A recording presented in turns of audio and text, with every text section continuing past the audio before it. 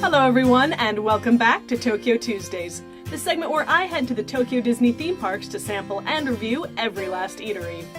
For our fourth episode, I thought that we would switch things up a bit and head across the Tokyo Disney Resort to Tokyo Disney Sea's Teddy Roosevelt Lounge. Navigating Tokyo Disney Sea can be a challenge in comparison to the other parks, so be sure to have your park map handy. Make your way into the Mediterranean harbor and then turn left to make your way to the American waterfront. Keep heading straight until you can see the smokestacks of the good old SS Columbia rising up before you. It's a big ship, so you shouldn't be able to miss it. But just in case, it's located to the right of the Tower of Terror. Once at the ship, you'll want to head up the stairs and board the ship. The Teddy Roosevelt Lounge will be on the middle deck, right where the stairs let you out. The Teddy Roosevelt Lounge is gorgeous. The entire place is decked out in rich, dark wood, with the appropriate references to bears found scattered around.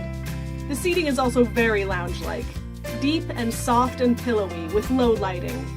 If I could use only one word to describe this location, it would be classy. Everything from the full-size ship down to the plating of the food just screams classy. Or maybe it just gives a subtle nod of the head. That seems classier. So yeah, where are we today, April? We're in a boat. We are in the Teddy Roosevelt Lounge, which is in the SS Columbia, in sort of the American waterfront section of Tokyo Disney Sea. I have an amazing looking melon soda float. That looks incredible. I also have a cocktail glass of olives and a small plate of beef jerky because Teddy Roosevelt. Hard beef jerky. It's really hard. It's not as pliable as I would have expected. Like, really hard. Oh, man. You know jerky is hard when you can't just, like, bite through it with your front teeth. I've only ever had kangaroo jerky. Well, I'm not exaggerating this, by the way. This is really hard jerky. My jaw actually hurts from how tough this jerky is. You know, it's hard as a rock, but it's so much better than the jerky that you can get at, like, the convenience stores here. I am just legitimately excited to have actual beef jerky again. I didn't even notice, but the olive pepper has a Mickey in it. So cute! I'm trying really hard not to think about the fact that I have work tomorrow. I don't want to go. Nice hand towel. They're thick, eh? Disposable, but large and thick. Or, as you might say, thick abs. I'm learning Australian. The olives are completely, unsurprisingly, delicious. I feel like Leonardo DiCaprio in The Great Gatsby. Only I have a cup of olives instead of a cup of champagne. Dream big. Dream big. Honestly, I think I prefer the cup of olives. Olive. I love you too. Nah. Have a pastrami sandwich. Looks like there's a tomato in there somewhere. I don't see it, but I assume there's mayonnaise because it's Japan. There's the cross section for you. Yeah, there's some sort of like almost spicy spread. It's like an especially stern ketchup.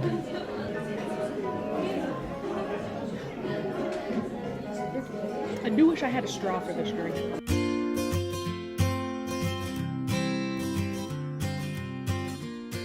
Now that we've tried the food, let's go over my ratings for the Teddy Roosevelt Lounge. Service earns them a solid 4 out of 5. The only reason it's not 5 out of 5 is due to some extremely nitpicky issues I had with ordering and paying.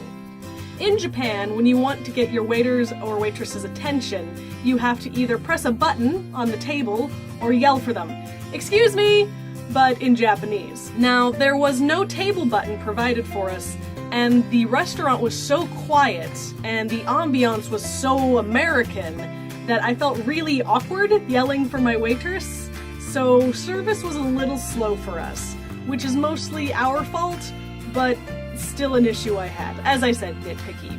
We also had some issues figuring out how to pay, because we weren't sure whether to pay at the table or up at the counter.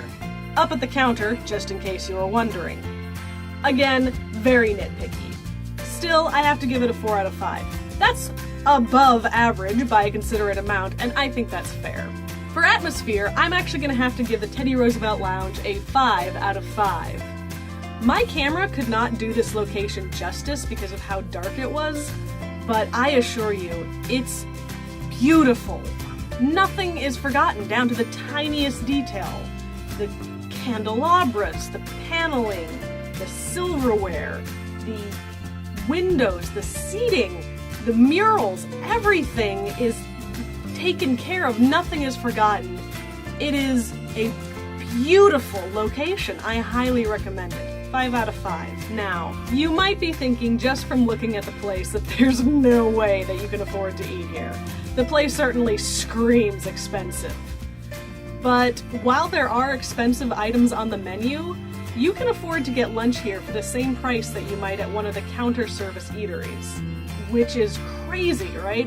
Counter service prices for table service experience. There are expensive items on the menu, so you do want to be sure to take a look at that and make sure of what you're ordering and how much it costs.